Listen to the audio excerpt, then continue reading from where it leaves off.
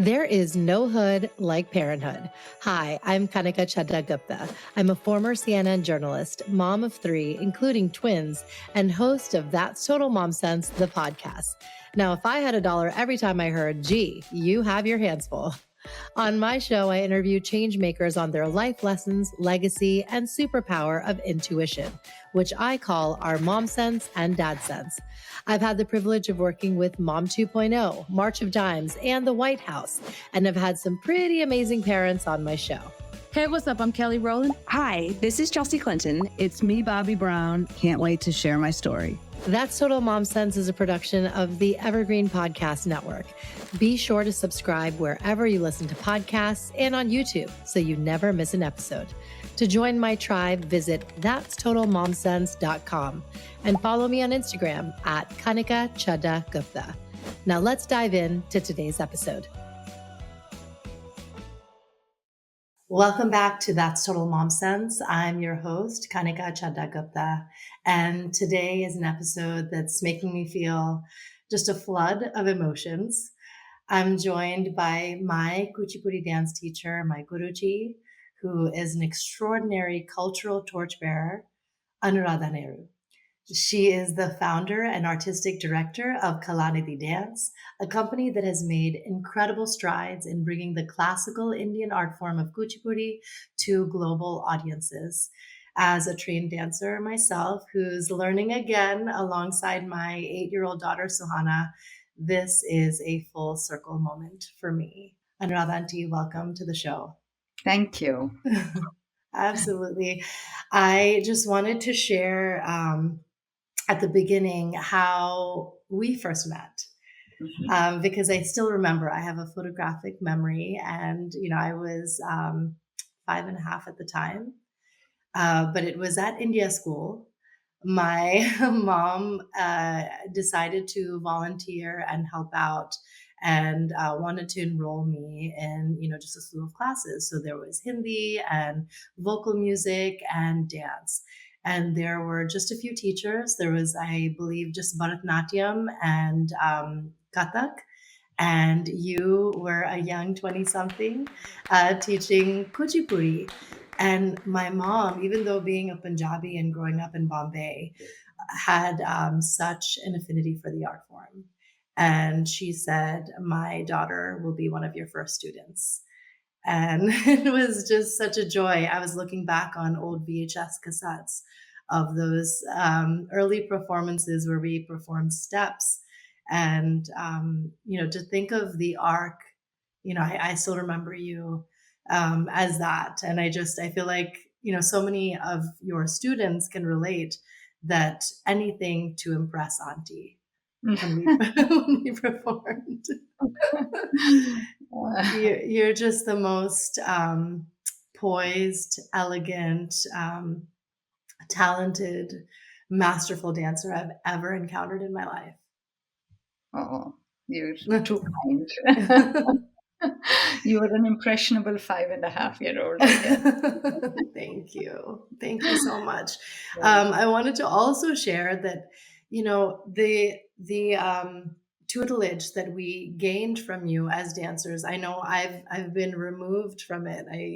When I went on for college, I didn't have the regular, instruction that we had on a weekly basis throughout our school years.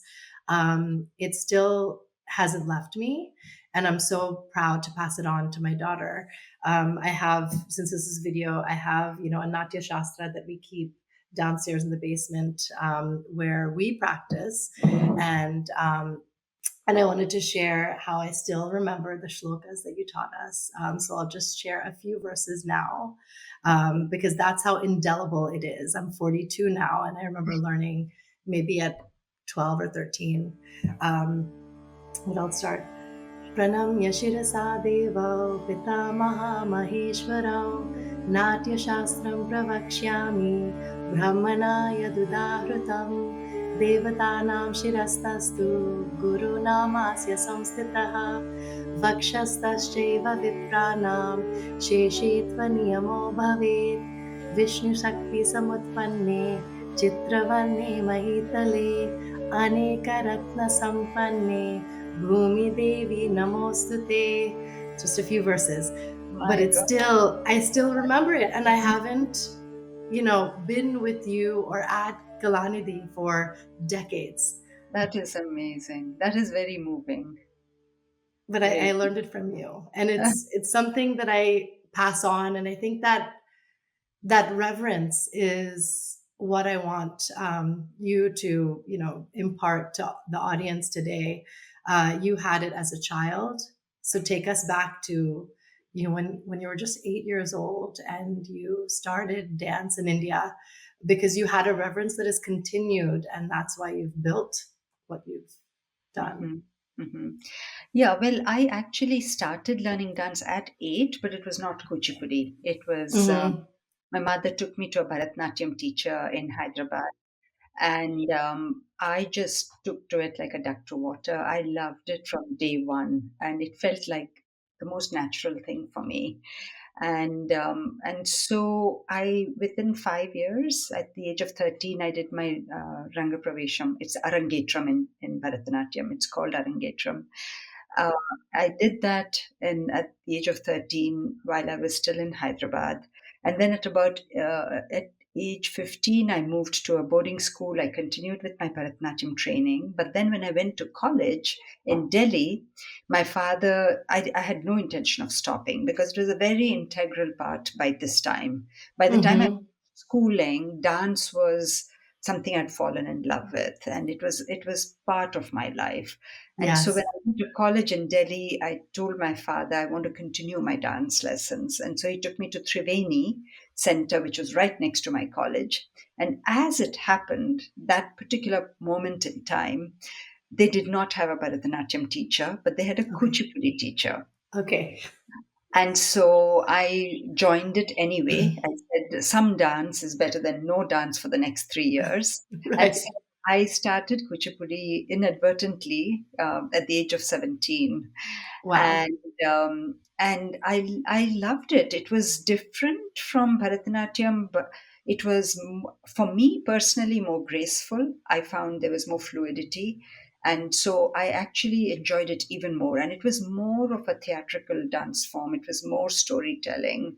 And so I thoroughly enjoyed my 3 years of training by this very young, talented teacher, Krishna Kumar, who is the younger brother of a very well-known guru called Narsimachar, who lives Mm-hmm. in Chennai. But anyway, to cut a long story short, I moved back to Hyderabad at the end of my undergrad studies. And I moved in with my aunt because my parents were in Indonesia those days.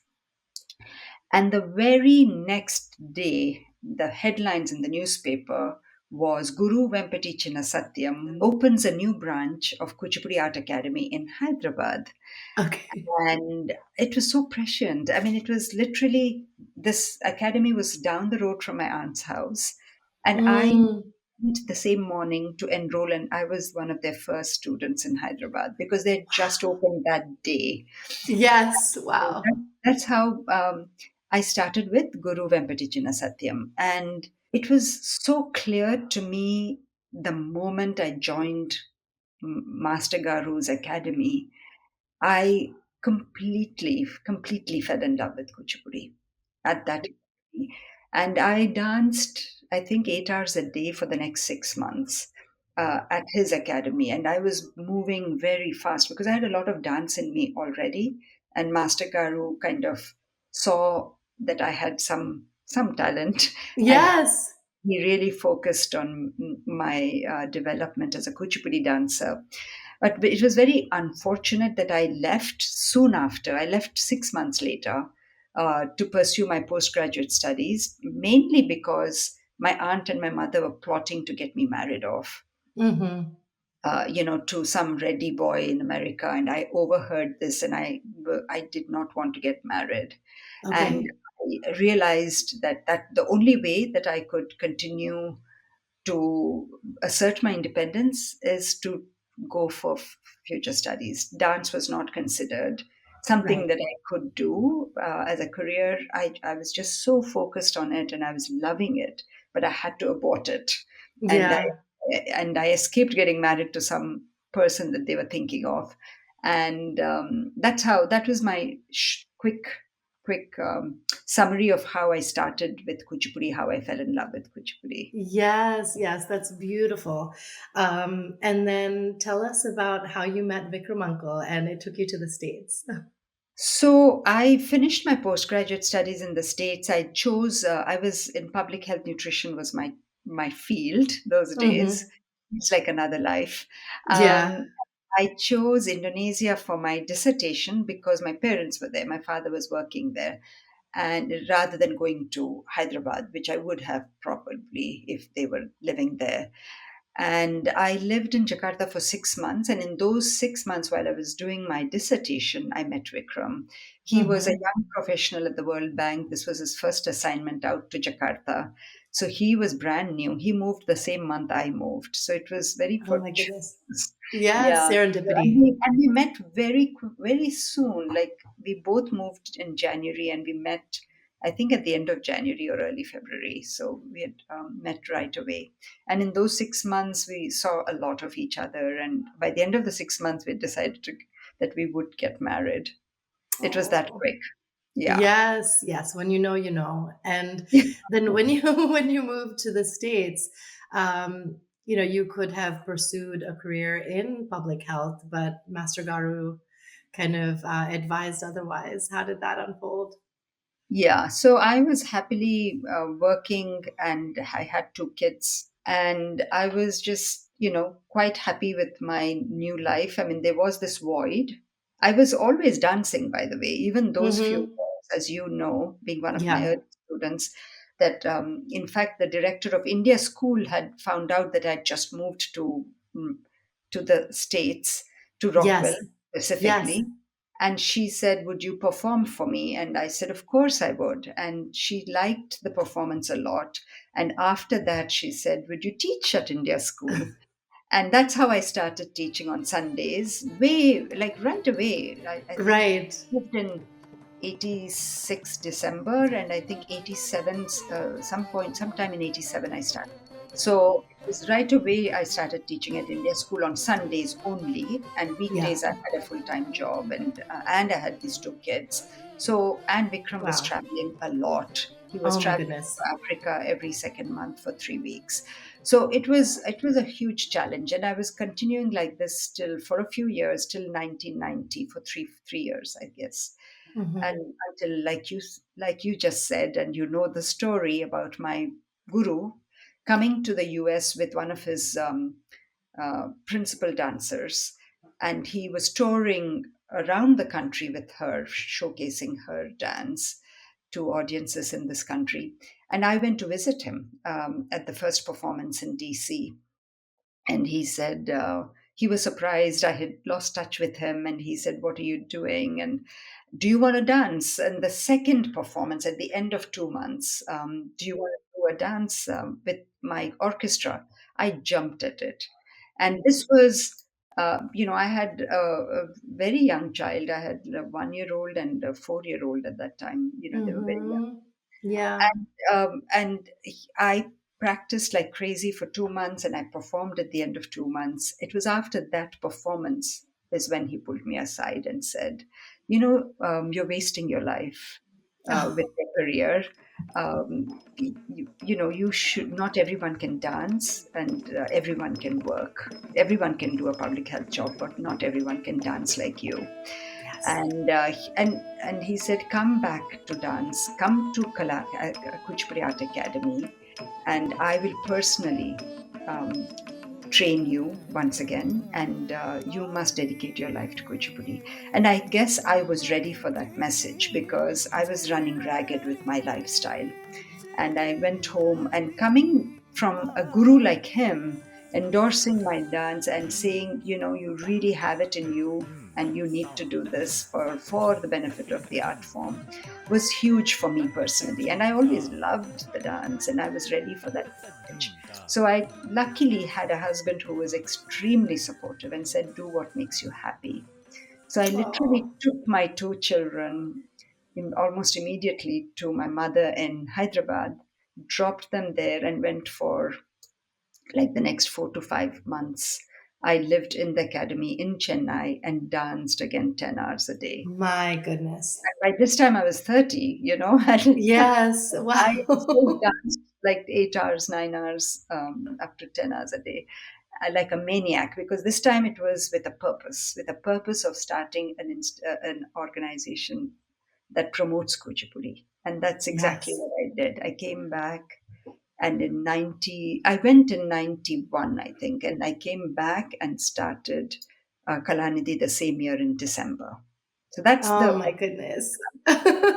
It's so wonderful to hear the story firsthand from you. And, just I remember as a child coming to your basement from the first house and then the one in Bethesda and seeing Karthik and Vivan grow up. I remember when Vivan was really young. So, just to see that evolution. And I have so much more respect for you now that I'm a mom, to my kids, how you were juggling it all. That is no small feat.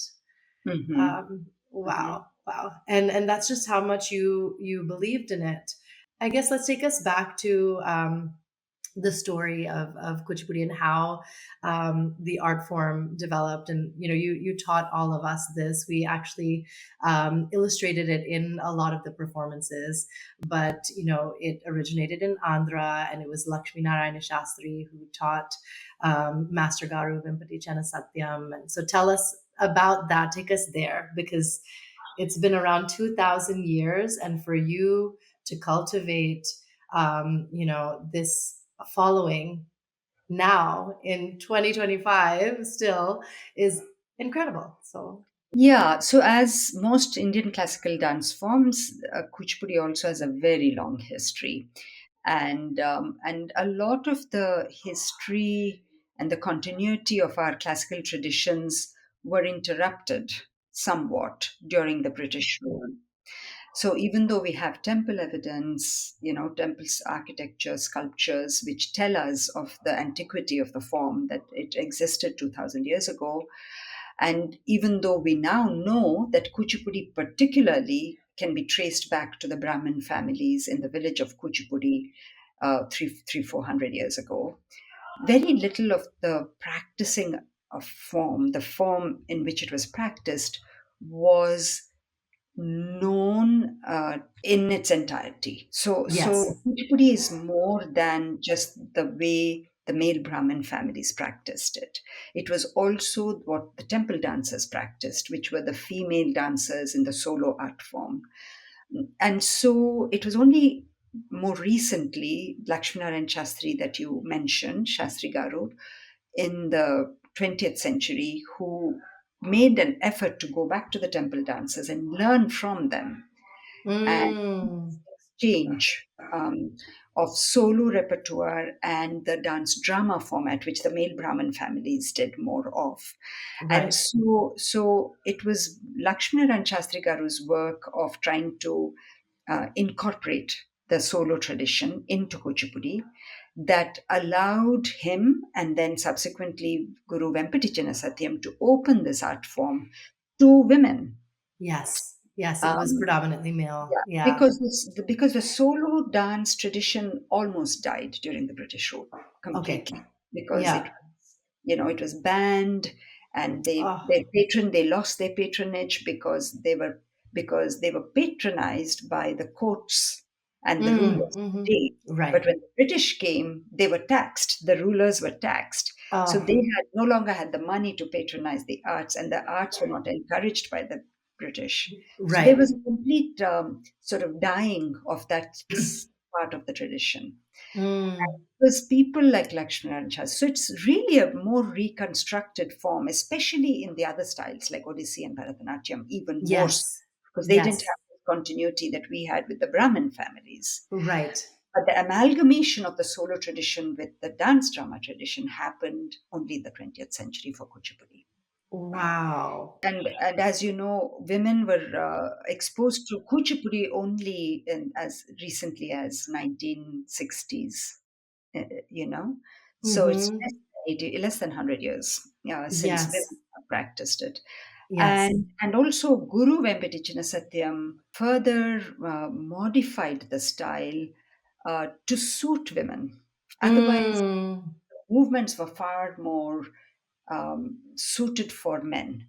They were heavier, more brusque, more dynamic. But Guru Venkatachala Satyam felt they were not as suited for the grace of women. And Yes. so he modulated the movements. He created dances that would suit women. And Yes. that's how Kuchipudi became so popular under him. Wow. That's how Wow. women came in droves because they loved his choreographies. And he kept a lot of the traditional pieces as well, but he also Yes. created a lot. And, Yes. and he modulated the movements to suit the girls under Right. that. Right. Right. Oh, that's beautiful. And what was it like, you know, collaborating with him? Because not only was he your, guru, it was someone you worked alongside with Ravanaya as well, and the other dancers that were part of this cohort, Shashikala Aunty, Kamlaka. So, like, how did that all? I mean, those were early days. I can never say I collaborated with my guru. He was too great, big an artist. I would bring him to teach my students, and that was part Yes. of the contract. The contract Right. was, Master Garu, I may be a good dancer. I don't know anything about teaching. You have to help me become a good teacher. And, he kept his word. He came for 2, 3 summers. A Yes. great man like him at his age, he came because he kept his word and taught my little students, and my young students were inspired also by him, I feel. Absolutely. I remember learning in the dance camps at your place, at Lakshmi Modli's home. And it just was these formative years to be exposed to, the foremost exponent of the dance form. Yes, It's exactly. something, yeah, I still can't believe it. Yeah, I think Yeah. that played a huge role in the early my first generation of dancers that came up under me. Yes. First of all, I had this deep passion for Kuchipudi, but I also was so connected to Master Garu's style and Master Garu's genius with Kuchipudi, and I wanted my students to connect with that and connect with him and his pedigree. And so I took some of them to India, and they were even inspired by the whole atmosphere. And I think all of that played into why my first generation of dancers just kind of just kind of connected with the art form, Yes. you know. Yes. Yes. Yeah. They're And completely immersed in it. Silpa, Smita, Chitra. I mean, exactly, yeah. Amrita, who's Amrita. Yes. Yeah. played the whole, Rini. yeah, Rini. Oh, yeah. But It's but amazing. Ravi, yes, Ravi, I had the opportunity to collaborate with him. He came subsequently, and he was also so amazing. He was such an amazing artist that he got to work with my girls. You were there. You were part Yes. of that Yes. Yes. festival. Even though it's hard work, there is something about the discipline, the rigor, and the hard work that our young dancers in America, despite the lack of cultural uh, they didn't have the same cultural upbringing that we had. They're Right. a country where they have multiple cultures that they're growing up in. Mm-hmm. It was not so much the dance as much as all the other soft skills that one had to embrace in order to Right. learn the dance. That Right. was somewhat addictive, I think, Yes. you know, Yes. Yeah. and which are applicable to every other field in your lives. 100%, 100%. One thing that I loved kind of encountering was how you also were a forever student and are a forever student. When we were doing this performance with Ravanaya was we all learned the Takuvemi piece, which was like another form of Dashavataram, but you had learned Paluke Bangare Mayena, and it was incredible to watch just the rehearsals, and you learning, and we would just sit this, my fellow students and I would be mesmerized. And just so you know, when we'd practice, like, we just all wanted to impress you. And I just feel like there were certain expressions that it's like, yes, that's like auntie. You know? It was something that we had to like perfect over time. That yes, auntie does that exact, Oh expression. boy. Yeah, and it's so nice to see that you can, learn indefinitely. Yes, You know. absolutely. And yeah, I think one does need to have humility, Mm, especially in the arts, because it's like an ocean. You can continue to grow as an artist.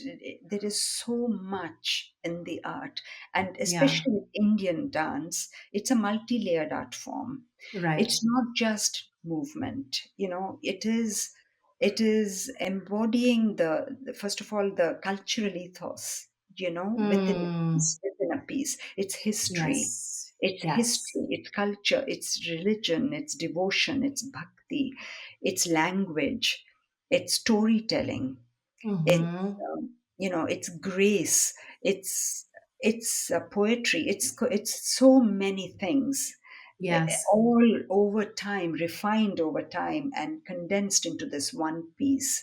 There is a lot Yeah. of depth to each piece, so you can continue to be a student Right. forever. There is that much in it. Yes, yes. And Yes, I love the, attachment to Hindu mythology. I think I'm, very much a religious and spiritual person because of dance. Because yes. when you enact Krishna or Radha or Draupadi, there's something visceral in you that feels connected to our, ancient traditions and roots. Is there an item that, or items that you feel like, oh, I love doing this one for that reason, where you really got to embody the character? Yeah, Kshira Sagara Sena is one of Master Garu's choreographies, Yes. which has a lot of scope for storytelling. And Master Garu uses that bass song to depict this Draupadi's Vastra Hara Mm, episode. He uses it to the whole.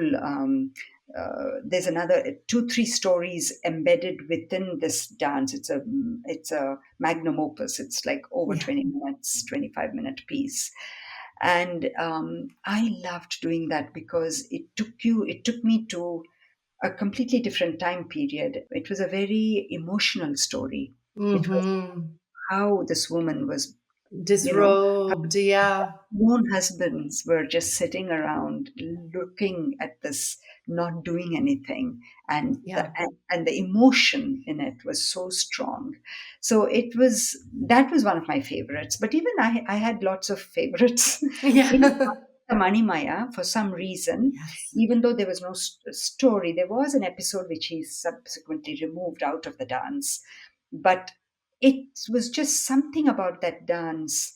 The energy in that dance just was so absorbing for me that I Mm, would always be on a high when I danced that. And Ananda Tandavam, like Ananda yes. Tandavam was the joy of Lord Shiva's dance, was always transporting for me. Mm-hmm. Three pieces that I deeply connected with. Um, Yes, yes. I loved you in Chandalika, and oh yes, Gandharika was yes, a dance drama, and that also yes, they had so much scope for emotion and for it was a social justice piece also. So there was that element of yes. how could, why, and so that resonated with me, especially because it's something that was outside of religion and bhakti, which was, I felt, living in this country easier for audiences here to understand, Hmm. resonate with.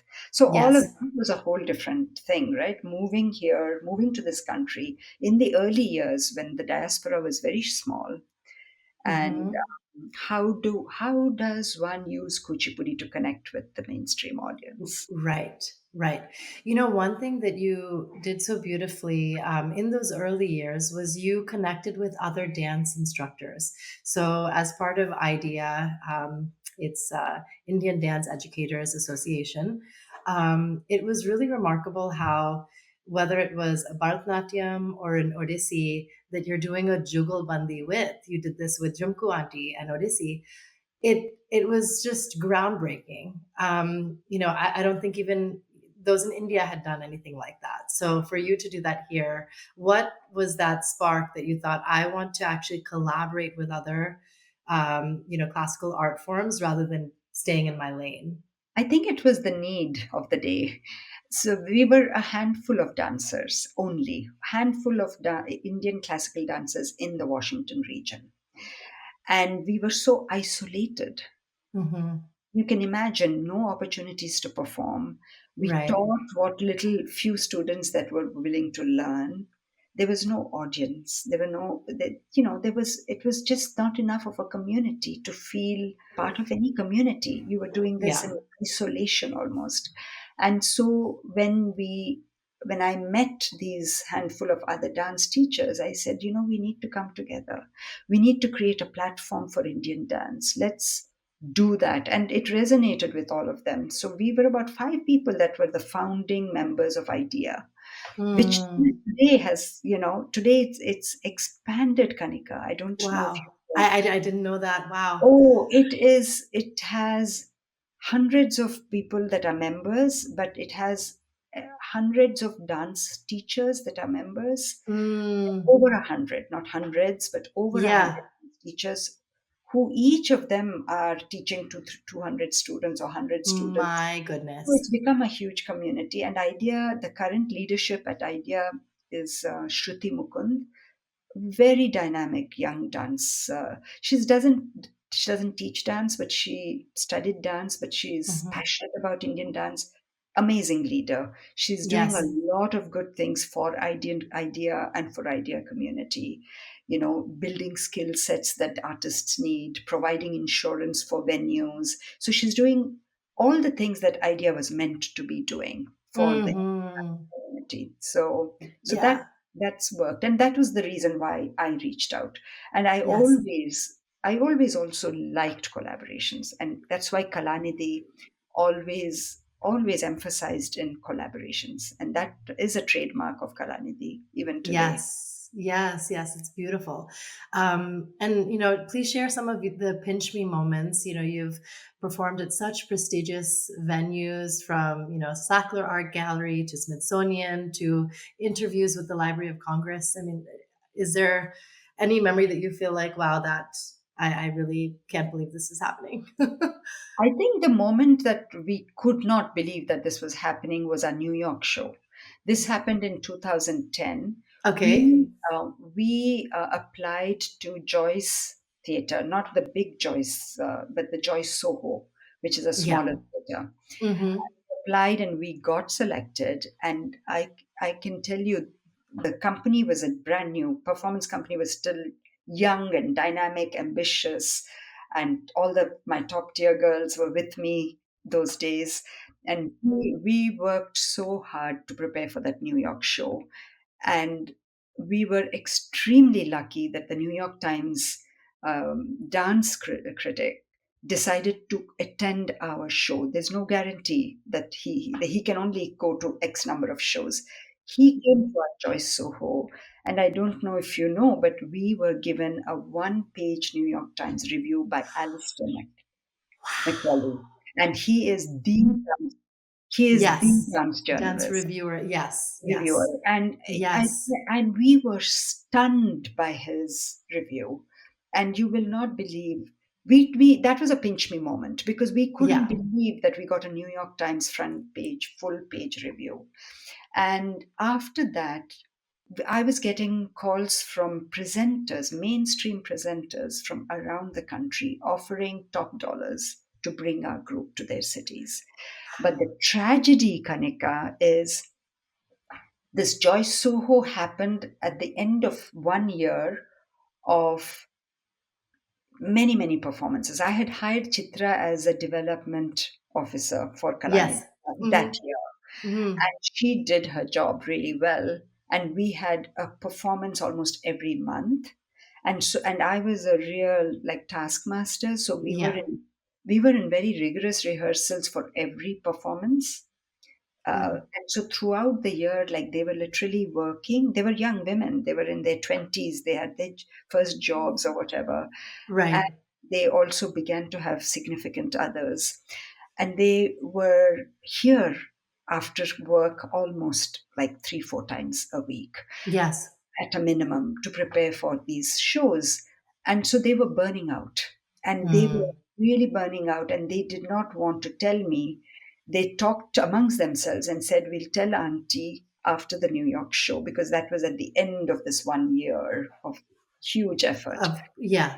And they came and told me right after the New York show that we can't continue with this company because Oh, we just don't have the time. We're burning out. We have the no candle at time. both ends. Yeah. And I was devastated because Oh, I was hearing this news from one side, and I was getting emails from all these presenters because of the right. New York Times review. So that Right. was an unusually, it was a bittersweet moment in Kalanidhi's life, in my life. Yes. It was very, very, very discouraging for me personally because I gave my heart Hmm. and soul to these girls and to I dance know. and Kuchipudi. But that was life. That's life. Yes. Yes. I mean, it's even harder to keep this tradition alive where, someone decides to immerse themselves and make it their career, Yes. and yeah, I know that passing the torch is so difficult, but you are the person to do it, you know? Yeah, luckily I loved teaching, so I went back and taught and because I had gone to Indonesia in between for 5 years, I'd put Kalanidhi on hold for a while. There was a gap between, the Smita Chitra Silpa Hmm. Hmm. your generation and Right. the next upcoming generation because there was that 5 year lag. So the Yeah. next batch that had started in 2002 were just coming up, and this happened in 2010. So they had just had 8 years, 6, 7, 8 years of training, right? Not quite enough. They were young. They were 12, Yes. 13 years old because they started at 6. And Right. so it took 3 years from 2010 to 13, and we debuted them at Library of Congress and and the Millennium Stage at the Kennedy Center. Wow. And that was Pragna's generation. That was Yes. Pragna. And Oh, Pragna was very young. She was the youngest of that group. And right. and so Pragna was so talented that she joined them, and she was only 12, but the others were 15 or 16. Yeah, Wow. Yes. And, there's some that just have this, magic and yeah, potential that you just have to nurture it. absolutely. Yeah. And I love that. So with Lavanya and her daughter Pragna, we're going to hear from them. Um, uh, Tell us about this, like, new wave, because that's very, very exciting. Exactly. I mean, I was very blessed, I think, to have a Pragnya and a Lavanya come into my life because, Yeah. I mean, Lavanya has incredible passion for Kuchipudi, and she gave it all of herself. And she's Mm, today, like she's the managing director, come the education director. She manages the whole organization beautifully. And her daughter, Pragna, I'm sure you'll hear from them. She was 4 years old when she joined. And always, well, I knew from day one she had it in her blood. She just is born to dance. yes. And What do you look for? Because for those who are students or even instructors who are tuning in, what is that je ne sais quoi that, that a I think dancer the has? Genesis is, their incredible focus in class and their enthusiasm, their focus, and they practice at home because they love it. Mm, They yes. love it. They don't have to be prodded and coaxed to practice, engage the Right. parents. Like you give them a little challenge, and then celebrate that when they master it. Then they see how they are getting better step at a time, and each success is fuel for the next challenge. And so you look for that. You look for who is persevering, who is focused on some children just like challenges. Like all arts, it's not for everyone, right? Some No, people are yeah. just not musical. You cannot make Right. them musicians. Some people are not meant for dance. You cannot Yes. make them dancers. So they may Yes. have the focus, they may have the enthusiasm, but they do need to have that inherent talent. They do have to Right. have, rhythm, focus, grace, Yes. a freeness in wanting to tell stories using their face and the gesture language. So all of that. Yeah. It becomes pretty apparent after teaching for many years, very quickly, like whether these children have it or not. Or it's And, not gonna, yeah. yeah, but some And surprise us. Some surprise us. We have a company dancer now who just was not flourishing for the first 5, 6 years. But then something clicked. mm, And then she just took off. And she's now a dancer with our company. oh wow. Wow. Yeah. That's amazing. And I mean, I remember there were times where, I this is when I was very young, but I would cry to my mom and say, "Oh, like I messed up this item, or I didn't practice, or whatever." And I remember when you had paid keen attention to me. This was in the early years. I was with, I still remember their names, Neva and Shafali, and I was the youngest and in the front and obviously the shortest. And you would correct me a lot. And I remember, I think it was, I spoke to you on the side and definitely talked to my mom about it, that how come, I'm getting corrected the most? I know that they're making mistakes too. And you said that, when your teacher is investing in you, that's a good thing. Yeah. If you're getting corrected a lot, it means that you want them to master and get better. You see the potential, and that's what it takes. If you're not getting corrected, it's almost like you've already given up on them in a way. And some children Yeah. respond to corrections better than others. Yes. And so the teacher Yes. also is more willing to correct the child that is showing an interest in making that correction And and yeah, and overcoming that exactly. And correction. right. And yeah, taking it as a challenge. And how do you teach, Gen Alpha, this and even Gen Zers, Pragna's generation, because they are so easily distracted. And I mean, just native to screens, and it requires just a heightened level of patience. That I know, I'm sure, those who are younger millennials were so much easier to teach. I think you're right. I mean, this is what I hear from Lavanya now constantly. She Yeah. says, Akka, even when she joined me, the students were better, Yeah. even like 10 years ago or 15 years ago. She said, then it's getting worse and worse and worse with younger and younger students. She says it's requiring a lot of patience. They don't have any focus, they're very distracted.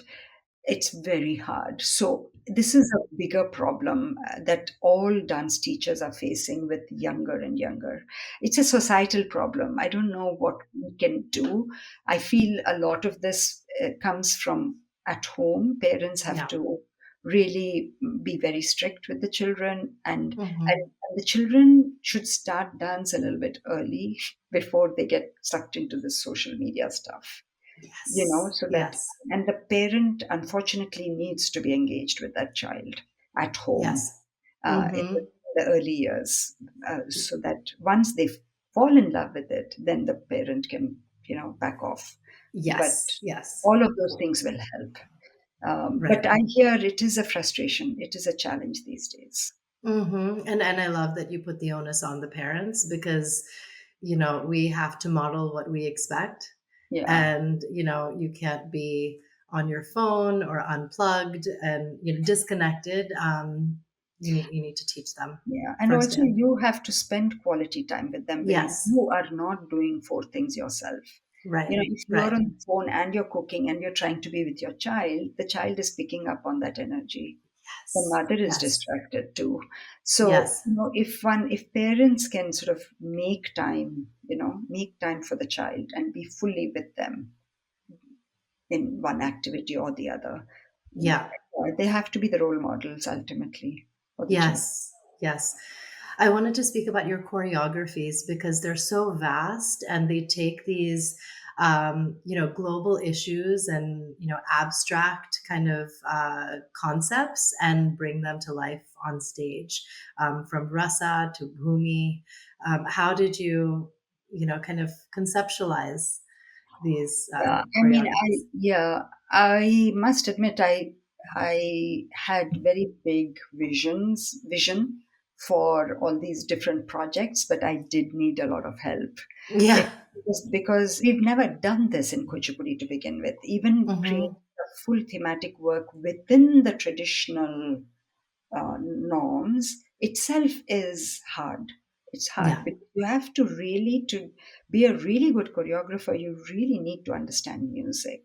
You really need to know the literature in its essence, in its language. It's such a lot of study. It's not easy to create thematic work. So I took help liberally from different people. As you know, Rasa Kishore was a big part of that, but it was Hmm. completely my idea. And living in the United States and knowing Kuchipudi, I always felt that the body in its entirety through nritta, through pure dance, is a Hmm. very sensing organism. It can emote multiple emotions, and we don't have to just rely on face. Right. Like in traditional Kuchipudi dances, we just relied on padams, javalis, Hmm. just Hmm. face, or theatrical, like with big movements. But I feel like the whole body can be used to show sadness or anger or all the navarasas. So the Yes. rasa concept I wanted to do with just abstract movement. And this was partly because I was living here. I wanted to reach Yeah. audiences where they didn't have to know what a gesture meant and Right. what just facial expressions without the rest of the body. How can you do that? You have to emote with the entire body. And there was a lot of resistance that I had in the beginning. Kishore and I had a lot of fights. Okay. But he got on board and he agreed because he was early in his career. He wanted this opportunity, and we did it with. It took us a long time to do, but it paid off. It paid off because we took the arc of the storytelling at one level and the arc of abstract communication of emotion at a second level. Mm, It was running yes. in parallel, which is why Rasa is one remains one of our most popular works. It was one. Yes.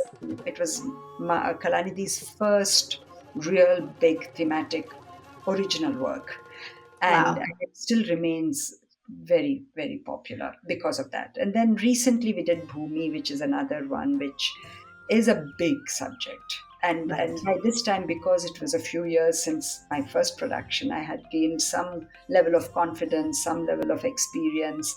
So I did it with Chitra, and Chitra Mm-hmm. was also an amazing contributor because she came with her own life experiences. She was a beautiful dancer, very creative. And so it was a good collaboration, I feel, with Chitra Mm, creating this work. And my intent is always to try and make it relevant to today. yes. Even though I personally, as an artist, I love the bhakti poetry and I love the spiritual aspect of Indian dance and Kuchipudi, and I love to dance them and I love to feel them and connect with the divinity through my dance. But Hmm. not necessarily the best way to showcase Kuchipudi for a large audience. You know, Right. sometimes you need to create work which they want to resonate with too. They believe Mm-hmm. in, let's say, climate change. You believe in it, Yes. and if you see a work through Kuchipudi, it's one way of them connecting to the art form of Kuchipudi Yes. through a common issue that affects you. Yeah. Yes, and I think it's brilliant because, of course, we have documentary film and different, forms of art that tie in what's going on socially. And to do it through an ancient art form is all the more, remarkable. So that's really amazing. Yeah. My last few questions are on why we dance. I asked that of the other guests on the show. Tell us about that series, because even you were kind of surprised by all the answers of, why you dance, and then why your students and those from Kalanidhi Dance feel connected to continuing. I think that why a dance campaign we did two times. The first time was Hmm. within the community. We did a production. I so are you talking about the production that we did or the huge marketing campaign that we did? The marketing campaign. Yes, the Yes. marketing Oh, campaign just took off. It was yeah. worldwide, and we had wide participation across. Um, and that's primarily because of our collaboration with Sri Ram, Hmm. who is the founder of Indian Raga. I don't know if you know Indian Raga. He's a Hmm. marketing genius. Okay. Yeah. He was on our board. And we said, Nice. "You're on our board, you're a marketing genius." He loved our Why I Dance concept so much. Yes. He said, "Let's do it. And it was the pandemic. And he Right. said, in the pandemic, we want to connect. Let's connect through this campaign. Yes. And Yes. he gave us all the marketing guidance, and I had my core company dancers who were brilliant at video editing and Yeah. all that. So it just came together, Kanika, because it was Wow. a time when everyone felt isolated because of the pandemic, and Right. here we were trying to connect everyone through this fundamental question, which Hmm. every individual is so subjective, right? Every single person would be getting something maybe slightly different from dance. And what Yes. is that? And Right.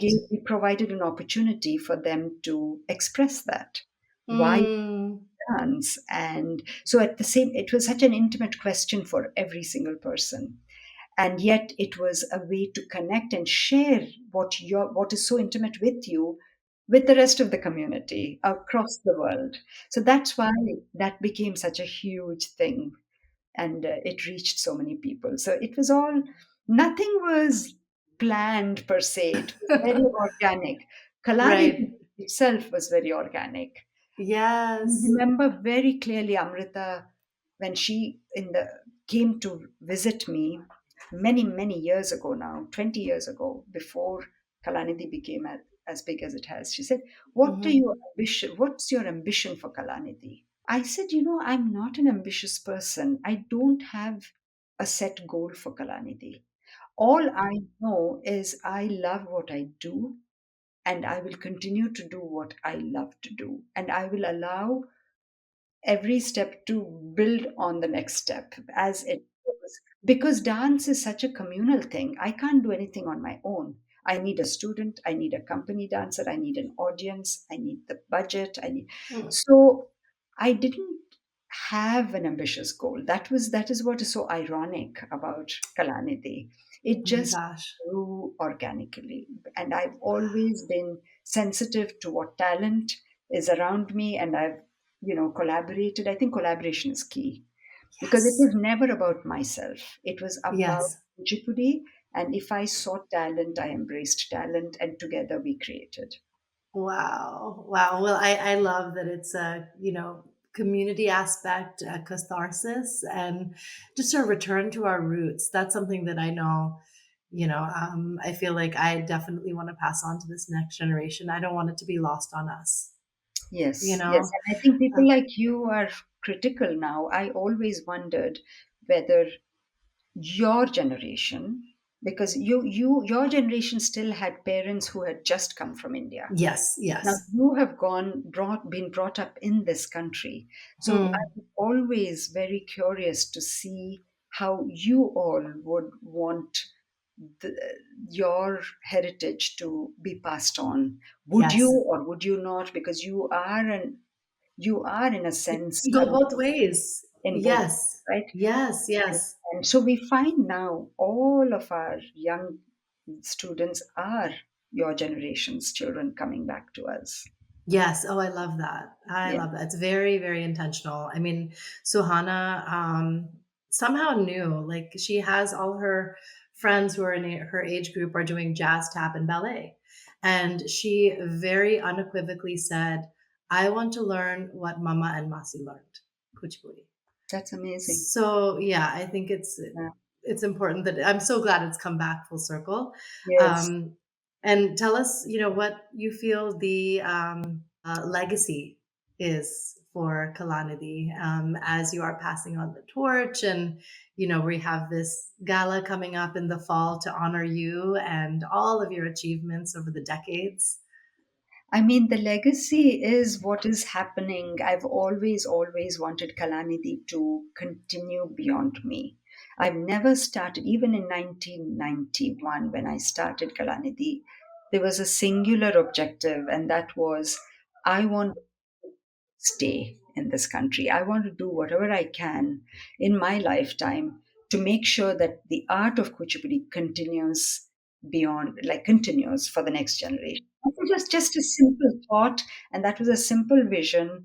And today it has come to pass, I feel. I mean, this new team is very well poised to continue Kalanidhi's vision. Oh, Yeah. amazing. And So I we're think, excited to see the strides that they make. It's yeah, going to be just a beautiful journey to follow. yeah. And any last words for the audience on your experience? And, I just have such deep respect for what you've built. I want to say that Kuchipudi is deeply steeped in Indian tradition, but it is an art form that is extremely versatile and can be used as a medium of expression by any student of Kuchipudi to voice whatever that is they want to voice. It has that breadth and that flexibility and that versatility that you can draw from. For all of us to embrace the art form and keep it alive. Thank you. I'm so honored to have had this chat with you. You're so welcome. Thanks for listening to this episode of That's Total Mom Sense. You can listen to the audio version wherever you get your podcasts. Just search for That's Total Mom Sense. You can learn more about my guests by logging on to www.thatstotalmomsense.com. Be sure to follow me on Instagram, where I'm most active on social media. My handle is at Kanika Chadda-Gupta. And if you have ideas for show topics or guests you can't wait to have on the show, write to me at thatstotalmomsense@gmail.com. And lastly, please rate, review, and subscribe to That's Total Mom Sense if you haven't already. Thanks for being in my tribe.